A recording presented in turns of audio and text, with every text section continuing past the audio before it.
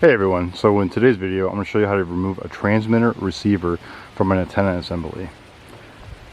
Now your transmitter is going to be this box right here. A lot of times whenever you disconnect service, your company is going to want this transmitter back. It's valuable to them, so they'll generally send you a box and then the instructions on how to remove it.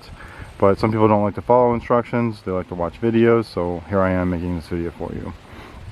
It's fairly simple. All it requires is 2 screws or bolts depending on model, and for you to disconnect the coax cable. Very simple. I'm going to show you guys how to do this, and by the time you're done watching this video you should be an expert on this. So on this particular model, what you're going to need is a ratchet and a 10mm socket. 2 screws are located here, 1 and 2. Remove these.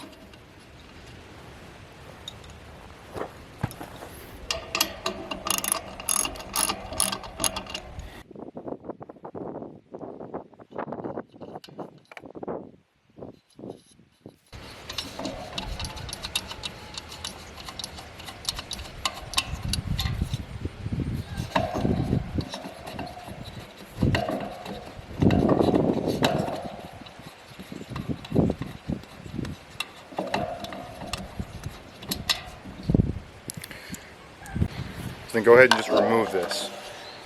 Now once this is removed, you're going to have to take off this coax cable.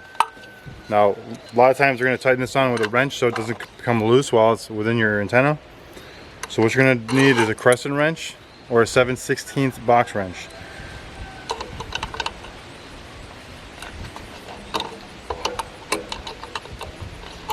Just loosen it up and then you can do the rest by hand.